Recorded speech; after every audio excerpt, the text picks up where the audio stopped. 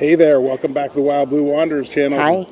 We are at the Quartzsite RV Show, and one of the things that we are interested in looking at while we are here is to get some solar, or to check into some more solar for our rig.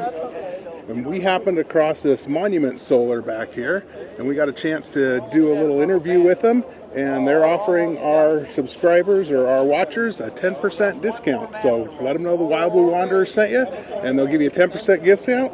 And stick around and see what they have to say.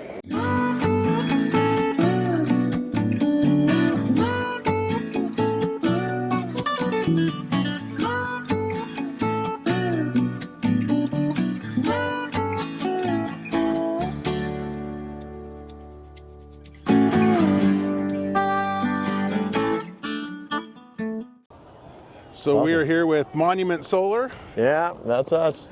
And second year at Quartzsite. Woo! Yeah, made it back. So he's going to tell us about their system. It looks pretty cool up there on top of everything. Yeah, so it started out actually like 3 years ago when I was wanting to take my family on an adventure and just have a ball. I go all over the place, and my wife turned to me and she's like, "I'm cool to do this, but I kind of want to be able to use all these creature comforts in these RVs wherever we go." I'm like, "I'm with you. You know, we're new to RVing. We didn't know what we were doing." And but we were surprised. They're like, "Yeah, you can't use your AC or microwave, things like that, unless you are hooked up to shore power. You have a generator." I'm like, "Well, that's dumb. You know, I want to be on the lakeside. I want to be in the mountains. I want to do these. That's what I'm buying it for." Sure. And so we ended up running the numbers, trying to figure out how best to make it work, because we were going to be boondocking a lot. And I realized that in order to get enough, you know, to really power everything, I needed to really carpet the whole roof. Right. And so I was like, man. So we MacGyvered something together, similar to what you see up there, just with stuff I found on Amazon. The Z brackets and, you know, whatever else, you know, and it worked. It got us on the road, and we made it down to Florida before the Z brackets started failing and all these things. I'm like, oh shoot. So we Band-Aid fixed it, brought it back home, and we decided to, like, let's just really, you know, we got enough people on the road saying, like, "Where'd you buy this thing?" And I'm like, "Well, I made it." And they're like, "Bring it to Mark so I can buy it." And I'm like, so we came back home and we re-engineered all the components in a local fabricator in Utah, and we then have, you know, since brought it on the road. We put about 30,000+ miles on it, and it's just been awesome. My kids call it the tree trimmer. So sure, we'll go through the parks and it's like, well, you know, it hits and breaks them off and different things like that. But we wanted to make it, we wanted to solve for all the problems you come across with, like, rooftop solar. Right. Like, people complain about the holes all over their roof and having to re-waterproof, and, you know, animals making nests underneath the panels. Sure. And like, okay, once the panels are there, how do you get, you know, how do you navigate on the roof, right? And so we're like, well, let's solve all those things. And I think we did a pretty good job of making a product that lets you do that. So perfect. You want to show us some of it? Yeah, for sure. I have actually an example. This is the racking system itself on the ground. Okay. We have my kids are selling lemonade here on the side. So. That's good. Entrepreneurs already. Oh, dude, I told them too. It's like, hey, look, you can either reinvest your money and, like, grow it, or you have to pay daddy tax. And they go, crap. And so they've been buying more lemonade. They've been buying more, like, it's cute. It's been fun. That's awesome. That's awesome. But yeah, just kind of give you a frame of reference. This is either the front or the back. Okay. This is the side right here. Okay. So people get kind of confused by it a little bit, but we'll start out with this bracket here. If you think about, like, actually keeping this thing on the roof, we have these brackets, which they're tailor bent to the curve of the roof. Right. So these are our 90-degree angles. They're just flat. So if you have a flat top thing, we can use those. Yeah, because our Super C, it kind of rounds around the outside edges a little bit. Yep. So we have bracketry that kind of solves for all those different curves. But that's the first step. And if you notice, there's 12 anchor bolts that are placed in through here into the strongest part of your rig's roof. which is right above the sidewalls. And so that's the first step right there. A couple other things about this bracket is it actually takes the weight of the system and spreads it out. Okay. So you don't have as much, sorry, I'm gonna turn it this way here. So you don't have as much weight just on one single small bracket. Right. It distributes that weight a little bit. Okay. The last thing about this bracket that's really key to the whole system is we have these anchor points right here, which give the truss cables a place to mount from. Right. So as you look up at the top of the rig here, you'll notice that every single one of the racks is bracketed to the foot, but then the cable tree, it's anchored to the two adjacent brackets. Right. So there's multiple points of redundancy through the entire system, so that heaven forbid there is some failure, there's going to be a backup of something that's going to keep the panels from flying off your roof, kind of thing. Sure. We actually had our very first customer incident with our system. What it was is he had a microburst come through. It was parked, stationary, panels were flat, and the microburst came through and was powerful enough, the wind was strong enough to actually lift and rip this bracket right here straight up and off. Oh, wow. Now, his panel stayed on because there's 3 other points of contact and to securing it down, but we were able to send him out, get him all squared away, and he was able to get this bracket fixed without it having a catastrophic issue. Everything on this racking system is a high-grade 5052 non-corrosive aluminum. Okay. And except for this component here and these cables, right? All the fasteners are also a high-grade steel. Okay. Stainless steel. But those are the only, everything else is this high-grade aluminum. My entire system on the roof here, you're looking at about 200 pounds of racking. Okay. And around 650 pounds of panels. Okay. So roughly about 850 pounds on the roof for this size system. And now how much do you have up there wattage-wise? Right now we're currently upgrading to these better panels. The top panels in the front here, those are the newer bifacial panels. They're 460 watts plus the bifacial gain. Okay. The ones on the back here, they look the same, but they are 440 watts. Okay. So once I'm finished upgrading this, it'll be just shy of 5,600 watts on the roof. Wow, that's amazing. Now you might ask, why on earth would you need that much power on the roof? What about the cloudy days? Right. What about the tree-covered days? Sure. You might only get 15 to 20% of your capacity, and for me, that's still over 1,000 watts of power.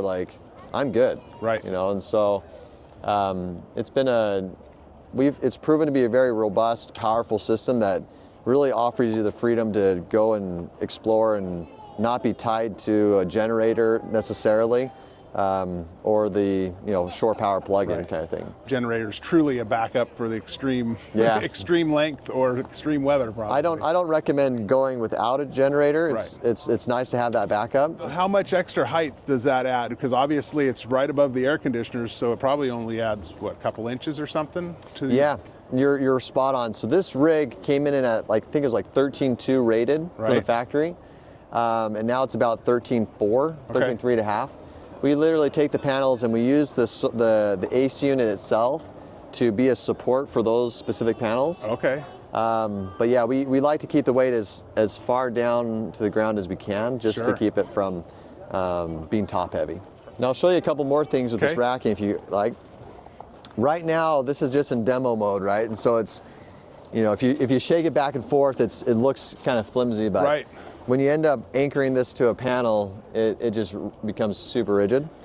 Right now, this is just Velcroed on. So just keep in mind, I literally just Velcro these guys on, but this is the bracket that, if you don't have this, the system fails within 10,000 miles. Okay. The panels start to bow. The panels are not meant to be in a hurricane and an earthquake at the same time for 3 hours every single day, right? And so this bracketry acts kind of like a leaf spring. It clips into the framework. Sure. You have these bolts in the center, and then it's allowed to flex a little bit, bounce, give a little bit as those hard jars happen. Okay. But then it also gives it the support to keep it, from sagging down and things like that. Sure. So this was hard to find someone to make this. It took us. That's got quite a few different angles in there, back and forth. It's all part of our patent here that we incorporated with it, but yeah, this took us a number of fabricators to find one that could actually fabricate this for us. But they do a phenomenal job. Yeah. But yeah, this is if you don't have this, people are like, well, I can do something similar. I'm like, you could, but there's certain things that I know will happen if you don't do it right. Right. And so we tested this product to we beat the tar out of our everything here. And we know that it's robust and it's going to be strong. So that's one of the key ones here for sure. And then another thing I wanted to show you real quick, these cable trusses right here, we were fabricating these ourselves, but it wasn't clean. It wasn't, it just was kind of it wasn't a product that I felt comfortable bringing to the market. Right. And so what we did is we found a crane, it's called what are they called? Lost it.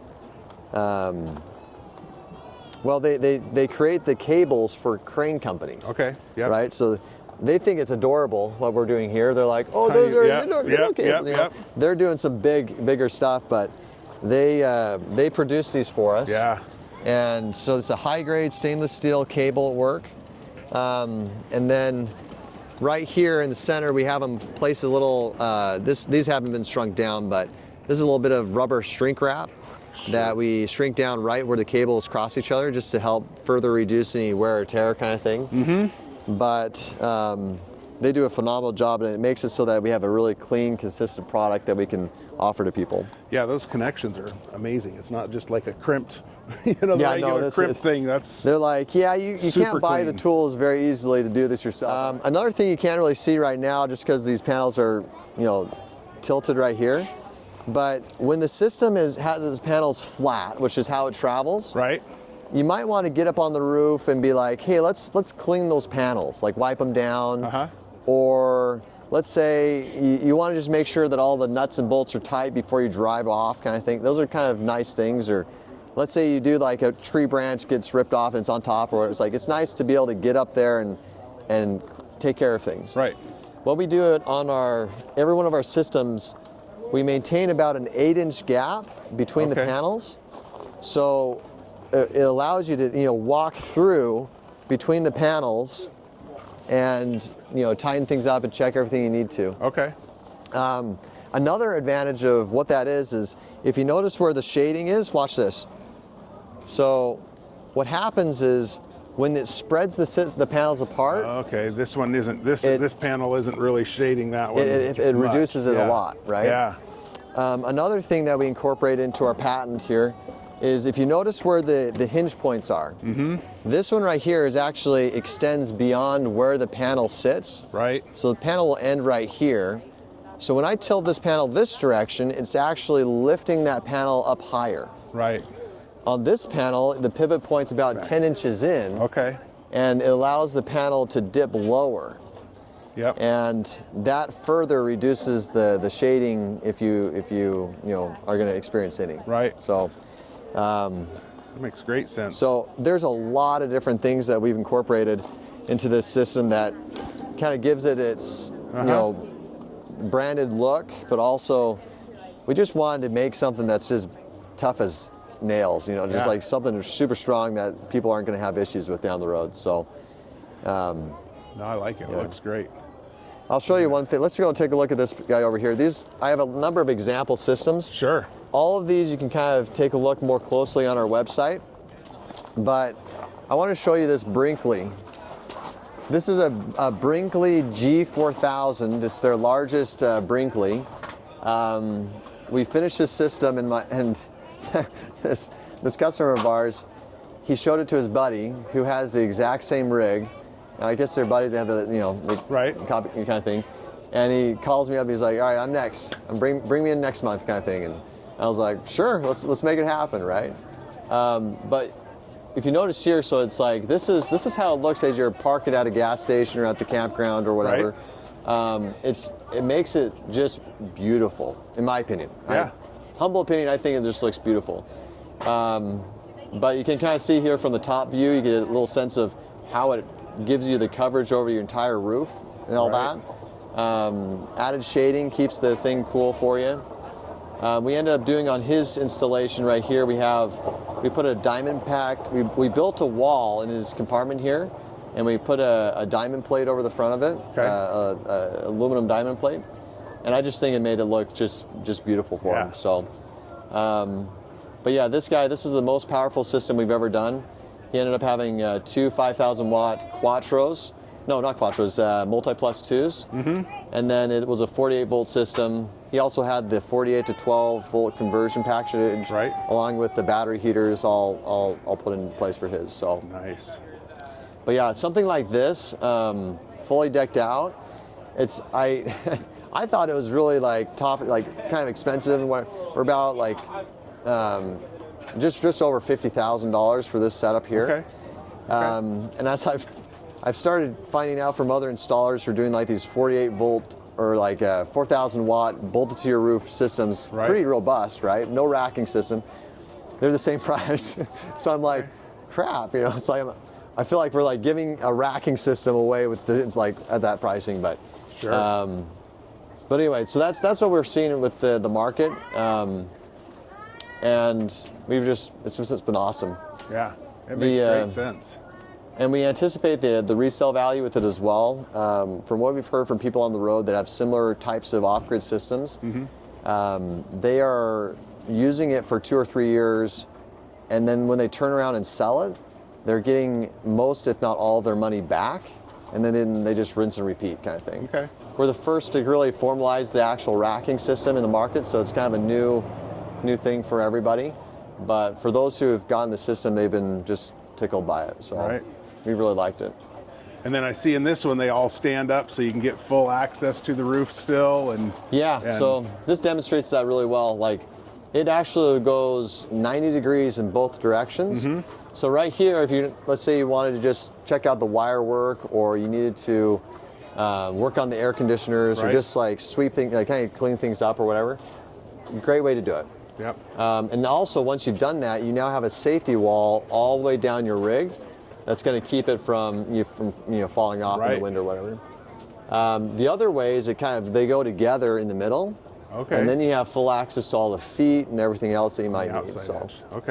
Perfect. But yeah, it's the only problem is like if there's an obstruction on the roof, like this guy had some antenna or something in the way, so we could only bend it so far. But I think it looks beautiful. I think it makes for a. And now when you set them up, do you set them so you can tilt them either way depending on which way you're parked? Or is it prioritize one? It's either driver or passenger. You can tilt it that way. It doesn't go forward or back. It's just right or left kind of thing. As long as you're parked east or west, then you're okay, because you can point them into the southern sky. And to be honest with you, you only tilt your panels because you don't have enough solar on your roof. Right. Like with my system flat yesterday, I was running the air conditioners, my water heater, my fridge, still charging my battery from 10 to 4. Oh wow. And I'm like, I don't need to tilt it. We're doing it right now. We tilted it today just to like get a measurement on the bifacials and stuff like that. We're doing some tests on the different types, but so it's really a convenience for when you're working on it or having it serviced. It's nice to have it and be able to be tilted. That's great. Perfect. Thank you. Yeah, no worries, man, and good luck on the road. Yeah, appreciate it. No, I appreciate you. Yeah, take care. But yeah, let's get your rig all set up. Yeah, that'd be fun. I want to. Yeah, absolutely. Monument Solar, where we just did our interview, was really neat. Looks like they have really good quality solar setup and racking systems. And so if you're interested, make sure you let them know the Wild Blue Wanderer sent you. We're going to be talking to them in the future here and seeing about what we can do on our Super C potentially. Yeah.